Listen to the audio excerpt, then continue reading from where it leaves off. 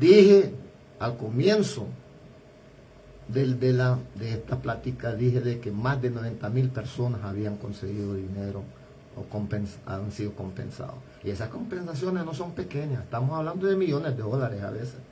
Dependiendo del sufrimiento que tuvo una persona, se le paga millones de dólares. Cuando uno llega a la reserva, o va pasando por la reserva, puede ver un montonón de carros que están ahí, que ya no sirven. ¿Por qué? La compra carros y si les da problemas, lo dejan, lo parquean y compran otro. Entonces, cuando uno pasa por esas reservas, puede ver a veces 10 carros parqueados enfrente de una casa, pero de los 10 solo uno sirve. Hablé sobre la educación o la recomendación que hace la comisión para que el gobierno tome iniciativa. El gobierno actualmente está tratando de tener consejeros en esa reserva que ayude con la educación de los niños. El gobierno tiene psicólogos que mandan a estas reservas para poder hablar con las personas, con la población El gobierno ha hecho mucho. También instituciones no gubernamentales han hecho mucho para ayudar. También la comisión convoca al sistema de salud para que el gobierno invierta más dinero por los indígenas, porque se ve la discrepancia de salud entre los indígenas y los no indígenas. El porcentaje de muerte infantil en las reservas o entre los indígenas es más alto comparado a la otra población. Se me olvidó mencionar que en la justicia también se convoca de que el gobierno investigue la muerte de muchas mujeres desaparecidas, mujeres indígenas desaparecidas en este país. Aquí hay una lista tremenda de mujeres que se perdieron o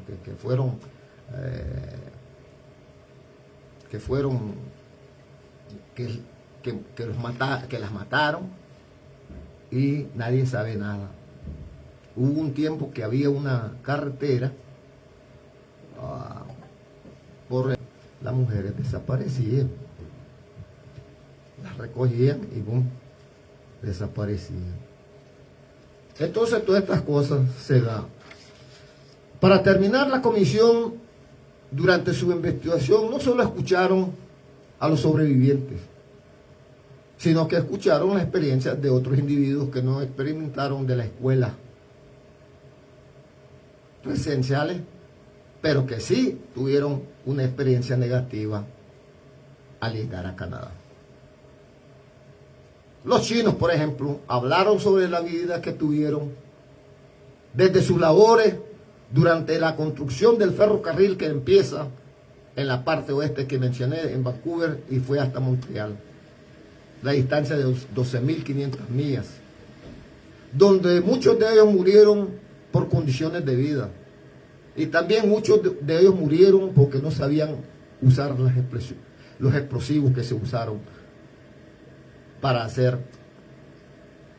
abrir camino hacia el oeste, del oeste al este.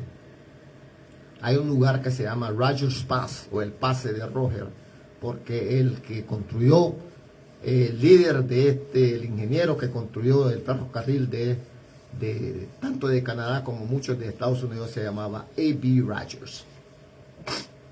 Así que los chinos murieron en ese entonces. Además, el gobierno impuso un impuesto sobre la cabeza de cada chino.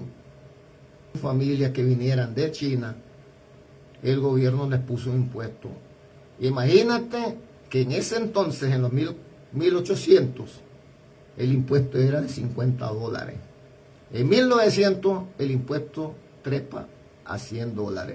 Y en 1903 el impuesto trepa a $500. Tenemos que pensar que en 1900 o 1800 se les pagaba $1 el día al chino. y se les cobraba como $3 de renta para vivir. Total que hacían $4 el día. Trabajaban en condiciones bruscas. Acuérdese que aquí en Canadá tenemos invierno donde hace frío de menos de 25, menos de 30 grados, especialmente en las montañas donde pasaron ese ferrocarril, las líneas de ferrocarril. Ahí hace bastante frío. Imagínate que los chinos no tenían el dinero para comprar el vestimento necesario para trabajar. Total que muchos murieron por frío, como dije, muchos murieron por hambre. Así que nuestra historia, la historia de Canadá, no es tan bello como decimos. Vivimos en una gran nación. Tenemos que darle gracias a esta gran nación por haber abierto sus puertas para que viniéramos nosotros, o muchos. Canadá se conoce como un país de emigrantes. Cuando estuvo la esclavitud en Estados Unidos, mucha gente vino al norte, donde no se les trataba mal. Por eso si vas a Nueva Escocia, en ese lugar, en la parte este de Canadá, vas a ver bastante negros en esa región, porque ahí fue donde vinieron ellos, más al norte, porque ahí al este es donde tenemos el océano Atlántico, y al oeste tenemos el océano Pacífico, que es Vancouver. En el este tenemos St. John, Newfoundland, tenemos, mencioné Halifax, tenemos otros puertos que están en la parte oeste. También oyeron testimonio de los japoneses sobre el trato que ellos vivieron durante su estadía aquí en Canadá. Durante la Segunda Guerra Mundial, el gobierno de Canadá movilizó a todos los japoneses que vivían en la parte costera de Canadá hacia el interior del país, pensando que si hubiera en caso de una invasión, que estos japoneses no iban a participar o no se iban a poner al lado de Japón. ¿Qué es lo que pasa cuando ellos movilizan a esta gente? Sí. La gente que vivía en la parte costera se dedicaban a la pesca. Eso es lo que conocían, porque cuando vinieron de Japón venían de ciudades pesqueras. Los mueven hacia el interior de Canadá. Tuvieron que aprender a ser agricultores.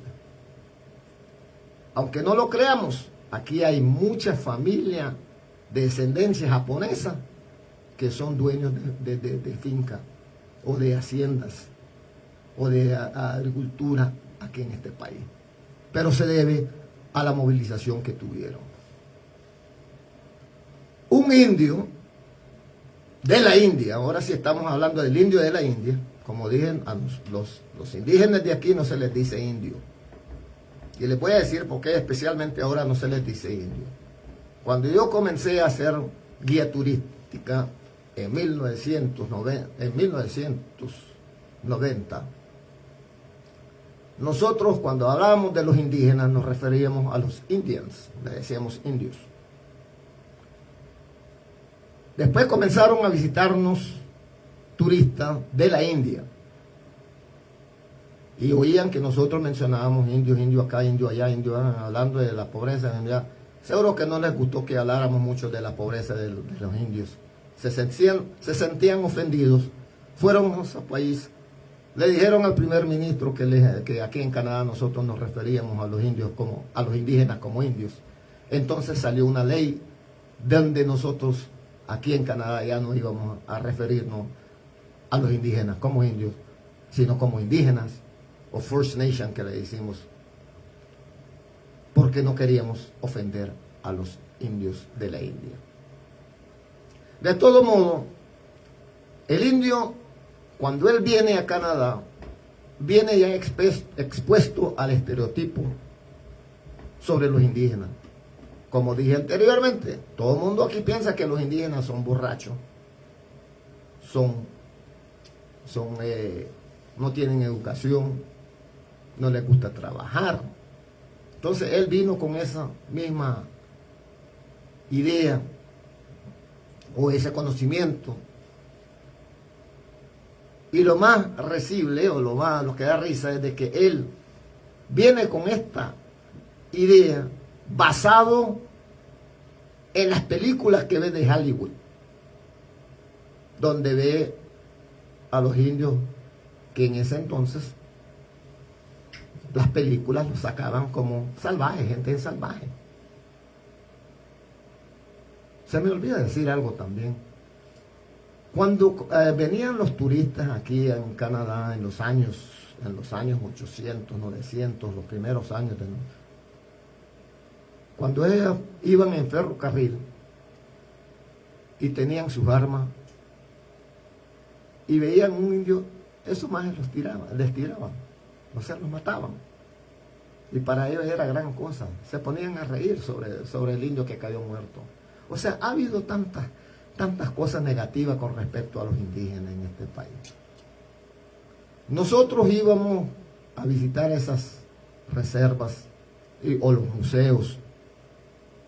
Y yo me acuerdo que cuando íbamos a esa reserva, mi bus alcanzaba 55 pasajeros, pero normalmente llevaba 45, 47 para que la gente fuera cómoda.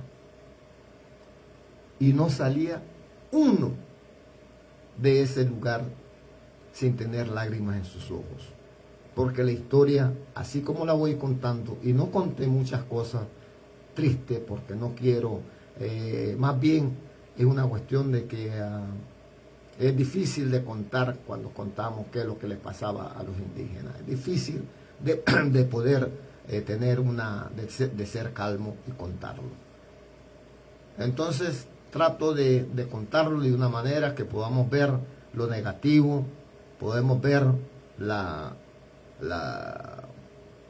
delicadeza de lo que pasó, pero también tengo por lo menos el derecho de no poder, si no me siento conforme, de dar datos específicos de cómo murieron, y no creo que es necesario.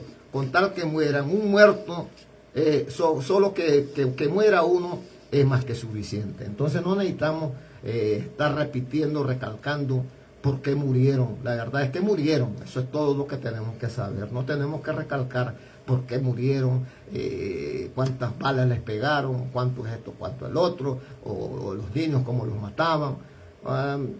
Nosotros todos somos inteligentes, tenemos esta imaginación. Si hablamos de abuso sexual, abuso físico, nosotros podemos tener una idea más o menos de cómo muere un niño. Durante el 1918, cuando hubo, ¿cómo se llama? Spanish flu. No me acuerdo cómo se dice flu. No me acuerdo bien, pero es la cuestión española que hubo en 1918. Muchos de esos niños murieron y sus padres nunca se dieron cuenta. En la historia, en el libro, y este es el libro, de nuevo les enseño el libro, en este libro, léanlo, Final Report, Truth and Reconciliation, the Commission of Canada. Ese libro tiene solo 400 páginas, seguro que lo pueden hallar en la librería de los Estados Unidos, porque la historia de Canadá y la de Estados Unidos es relativa. Lo mismo que pasó aquí, lo pasó allá, con la diferencia de que aquí ha habido muchas recompensas que hace el gobierno ha aceptado muchos de sus errores. En Estados Unidos todavía hay partes donde no se aceptan los errores. Entonces, de la comisión de Canadá, ellos sí, cuando hicieron sus investigaciones, tuvieron tantos sobrevivientes que llegaron. Yo creo que fueron 6,000 personas sobrevivientes que ellos entrevistaron, y cada uno tenía su historia. Ahora, tengo que hacer mención de que no solo malas cosas salieron de las escuelas residenciales. Ha habido testimonio donde la gente, donde los mismos indígenas dijeron que fueron tratados bien en ciertas escuelas. Hay escuelas, acuérdense, no mencioné esto, pero habían 130 escuelas por todo Canadá, en las provincias de Alberta, Saskatchewan, Manitoba. Entonces, todas esas cosas pasaron. La historia de Canadá comienza más bien, o sea, cuando Canadá se hace país es en 1867, pero esto comienza en 1400, los 1500, y acuérdense de que esto, los países también se me olvida mencionar, los países que eran colonizadores, sabemos que España, Inglaterra, Portugal y muchos otros países después, pero los que más sobresalen son España con el famoso Cristóbal Colón, que nosotros aprendimos sobre Cristóbal Colón, pero no aprendimos muchas cosas que pasaron, o sea, la explotación que hubo. Yo me acuerdo que aprendimos que cambiaban espejos, que les daba espejo y ellos traían esto y que el otro. Aquí en Canadá, cuando vinieron los ingleses, hicieron empresas grandísimas que existen hasta el día de hoy, como es la empresa Hudson Bay, que era directamente representando al gobierno de Inglaterra. Entonces, nosotros sabemos de que hubo canje entre los indígenas, tanto a nivel de Canadá, Estados Unidos, Australia y todos los demás países donde existen indígenas, o misquitos si le queremos añadir más pronombres. Una de las cosas interesantes de Canadá también es nosotros cuando obtenemos la ciudadanía.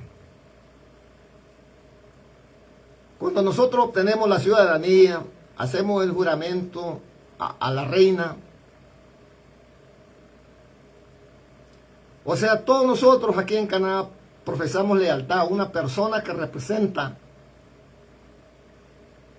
a todos los canadienses y no a un documento como es la Constitución, una bandera, a una entidad geopolítica como es una nación o país. Les voy a leer lo que dice, aquí sí voy a leer, qué dice este juramento. Acuérdense de que este libro yo lo leí en inglés.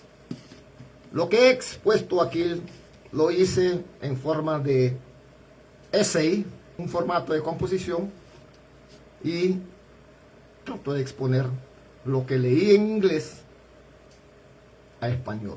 Así que espero que esté bien. Este juramento dice esto: yo juro que seré fiel y tener verdadera lealtad a la majestad reina Elizabeth II, reina de Canadá, sus herederos y sucesores,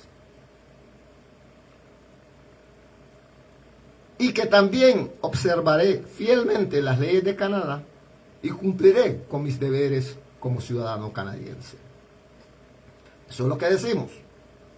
Acuérdense de que se murió la reina Elizabeth, que digan, y ahora el que está es el rey Carlos. La comisión convoca al gobierno a cambiar este juramento de ciudadanía con este párrafo: yo juro que seré fiel y tener verdadera lealtad a la majestad reina Elizabeth II, reina de Canadá, sus herederos y sucesores, que también observaré fielmente las leyes de Canadá, incluyendo los tratados, esta es la parte nueva, los tratados con la gente indígena, y cumpliré con mis deberes como ciudadano canadiense. O sea, hay un cambio porque el gobierno de Canadá está haciendo la fuerza de que exista una verdadera reconciliación entre los indígenas y el pueblo canadiense. Nosotros sabemos que hay problemas por todo el mundo. Los gobiernos tienen que tener esa fortaleza de poder aceptar sus errores y tratar de contribuir a que exista una sociedad mejor que la que hubo en los tiempos anteriores. Canadá en ningún momento está diciendo que no hizo mal. Claro que sí, tuvo muchos años antes de aceptar la realidad. No podemos darle tampoco podemos decir que fueron honestos completamente. No, porque en la educación, como dije, aquí en esta educación los niños no aprendieron sobre los indígenas, y si aprendían sobre los indígenas era sobre los canjes que hubo durante el tiempo de la Hudson Bay y la Northwest Company, que estuvieron aquí haciendo, recopilando o agarrando, llevando todos las pieles de búfalo, de animales, de los osos y otros animales que viven aquí, que son parte de nuestra naturaleza. Con esta plática, lo que quiero hacer siempre es leer libros y compartir con ustedes, porque yo sé que hay mucha gente que lee, pero también eso es lo que queremos hacer. Muchas gracias, profesor, muchas gracias. Eso significa bastante para mí, que me den un comentario positivo. Y como dije anteriormente, también el que quiera, si quiere hacer un comentario negativo, que lo haga, porque uno aprende esta cuestión no es fácil. Esto de hacer estas cosas no es fácil. Se ve fácil porque uno ya después se acostumbra, pero no es fácil, es mucho trabajo. Acuérdense que leer 400 páginas, yo creo que me dilaté como 9 días para leer esto, porque yo leo. Además, yo tengo una mala maña, como soy una persona hiperactiva, yo tengo que leer 2 libros a la vez al día. Ahorita estoy leyendo esta, que no les puedo enseñar porque es un libro o les puedo enseñar una parte. Este es un libro que es algo negativo, pero mi hija lo leyó y yo quiero leerlo para ver qué es lo que leía mi hija. O sea, yo estoy bien involucrado en la vida de mis hijas también. Yo tengo una hija de 16 años y ella lee bastante. Entonces, cuando ella lee un libro, yo lo leo solo para ver qué lee. Y además yo le estoy tratando de hacer que ella lea los libros que yo leo. Y así ella va a tener conocimiento sobre lo que pasa en este país. Yo diría que todos nosotros tenemos el deber como padres de enseñar a nuestros hijos a leer. A muchos de nosotros solo mandamos a los hijos a la escuela, aprenden, se vuelven profesionales, hacen su dinero, pero no saben nada con respecto al mundo. Y eso lo digo acentuando que la gente no sabe nada. ¿Por qué? Porque son errores de nosotros. Nosotros tenemos que leer. La lectura nos ayuda. Entonces, mi gente, como digo, esta cuestión de la reconciliación va a pasar muchos años antes que los indígenas no van a olvidar, pero por lo menos se van a sentir satisfechos de que la población canadiense y el gobierno de Canadá los respete como humanos. Hablé sobre la doctrina de descubrimiento que fue aprobada por los cristianos. O sea, cuando ellos vinieron acá, los primeros descubridores, venían más bien con una mentalidad de cristianismo y querían convertir a todo mundo hacia la cristiandad. Por eso es que esta ley sale. Nosotros a veces no vemos, hablamos de religiones, de iglesia, y no sabemos todos los daños que hizo la iglesia a los pueblos americanos, a los pueblos de Europa, a los pueblos del Medio Oriente. No sabemos todos los daños que hicieron. Hicieron buenas obras, no podemos tampoco hablar solo de lo malo y no darles mérito cuando hicieron buenas obras. Podemos ver las buenas obras que hicieron en nuestro país, de educar a la gente, aunque sea educarlo de una manera de índole cristiana, pero les educaron. Podemos ver que muchas obras como agricultura también sucedió bajo líder de las iglesias. O sea, hay muchas cosas buenas que salieron. No podemos, solo porque aquí en Canadá pasó una cuestión donde las iglesias tuvieron, o sea, fueron los líderes, fueron los que dirigían la escuela. Ahí no podemos poner excusa, porque ahí sí vemos la realidad de que ellos fueron directamente involucrados en este genocidio que ocurrió en este país conocido como Canadá.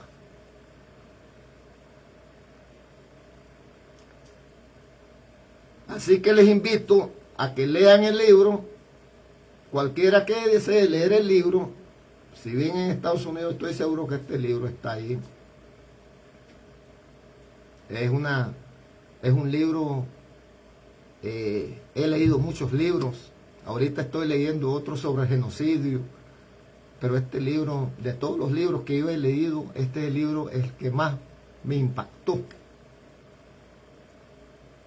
Me ha dado que cambie mi visión, que cambie mi forma de vivir, que mi familia sea diferente. Cuando hablo de mi familia, hablo de mi familia existente aquí en Canadá. Pero también quisiera que mi familia por todos lados cambie su forma de pensar, su forma de ver las cosas. Porque a veces la mayoría de nosotros somos egoístas, vemos las cosas de nuestra manera. No le queremos dar la razón, leemos los libros y decimos, no, los libros solo meten ahí lo que quieren que uno oiga. Es cierto que muchos libros son de esa manera, pero hoy en día hay libros que nos dicen la verdad. El libro de genocidio que estoy leyendo, que tal vez también comparta con ustedes, es un libro escrito por Samantha Powell, una mujer que era periodista, una mujer que dedicó su vida de tratando de sacar lo que ocurría en Bosnia y Herzegovina, una mujer que el presidente Barack Obama la eligió para ser dirigente de las Naciones Unidas durante su mandato o su gobierno. Ese libro habla de muchos genocidios que ocurrieron por todas partes del mundo y cuál es el papel que jugó los Estados Unidos. Ese va a ser otro tema que podría hablar un día cuando termine el libro. Estamos a la mitad del libro, otro libro de 500 páginas y vamos a ver cómo resumir. Hay libros que son difíciles de resumir, hay libros que son... Este libro para mí fue fácil resumirlo, pero hay libros que también te da trabajo para poder... Especialmente cuando lo estoy leyendo en inglés y lo tengo que escribir en español. Acuérdense de algo. Yo soy estudiado en Canadá. Domino mejor el inglés cuando es escritura. En español, como casi no hablo español, aquí en la casa, mis hijos todos hablamos inglés. Entonces, cuando yo tengo que traducir un libro, a veces tengo que tener mi teléfono conmigo. Por si acaso no me acuerdo de una palabra, tengo que hacer la traducción. Entonces no es fácil, es cuestión de trabajo. Pero mi forma de pensar es de que yo quiero compartir con mis seguidores todo lo que yo haga, para que vean o veamos o aprendamos de que la vida no simplemente es tocar música o bailar o ser chistoso. Eso no es la vida. Hay una parte seria mía, hay una parte de que me dedico a buscar cómo aprender cosas. Así que muchas gracias por estar conmigo. Ya saben, estoy a la orden. Cualquier pregunta, si no entendieron algo, si saben algo que no mencioné, tal vez pueden decirme, mira, esto no creo que fue correcto, esto no fue así. Y con gusto yo acepto las críticas, tanto buenos como malos. Porque si espero solo críticas buenas, nunca volveré a hacer esto. Y mi meta es compartir, leer, compartir. Ahí está el profesor Pedro Chavarría, yo me imagino que un hombre que lee también. Está Misérica también, gente que lee, hay mucha gente que lee. En el futuro a lo mejor podemos hacer un club de lectores. Yo sé que existen clubes de lectores donde la gente intercambia conocimientos o libros. Conmigo, sí, la mayoría de los libros que leo yo y trato de compartir son libros controversiales, de títulos controversiales. Porque creo que esos son los libros que mucha gente trata de no tocar o de no hablar sobre eso, porque van a decir, ah, no, esta gente es negativa, ya comienza a hablar de algo controversial. A mí me gustan esos tópicos por esa razón, porque creo que estoy casi seguro que aquí en Canadá mucha gente no lee este libro porque tiene algo negativo sobre nuestro país. Y cuando tiene algo negativo sobre tu país, vos no querés leerlo porque no querés llegar a conocer la verdad. Amar a un país no es fácil. Yo tengo 2 países, sorteramente.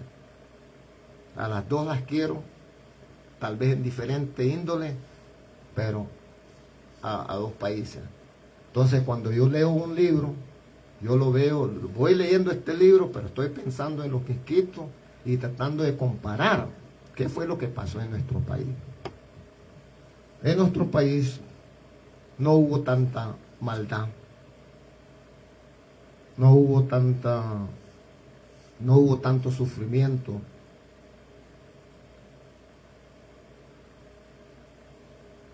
Por parte, que yo entienda, por parte de los colonizadores.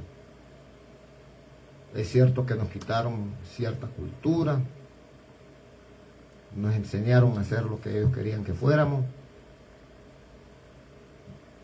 Si leemos sobre los reyes misquitos o la reincorporación misquitia, podemos ver que los reyes se los llevaban a Inglaterra a moldearlos y después traerlos de nuevo a su país.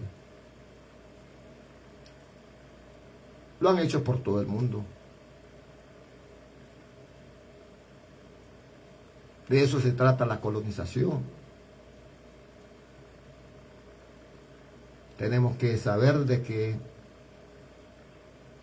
hasta el día de hoy hay muchos países que están colonizados por sus propios gobiernos. Eso lo podemos entender. No necesitamos señalar ni mencionar nombres. Pero la palabra colonización de por sí significa mandar o significa tomar o poseer. Eso es lo que significa esa palabra colonización. Nosotros solo pensamos en los grandes colonizadores, pensamos en el Imperio Romano, pensamos en Grecia, pensamos en los ingleses, los franceses, los españoles, los portugueses, pero a veces se nos olvida también que la India tuvo que ver con la colonización. Ellos fueron colonizados, colonizados y después ellos mismos también colonizaron otras áreas. Así que gracias por escuchar las palabras del llanero solitario el día de hoy, febrero 8 de 2024. Espero que compartan. Además, creo que voy a poner un link o un enlace en una página del resumen que hice para la gente que lo quiera leer. Y veré si lo puedo montar en YouTube también.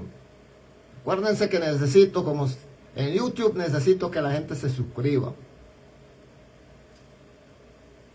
para ya después tener mi propio canal de YouTube y así poder usar ese medio social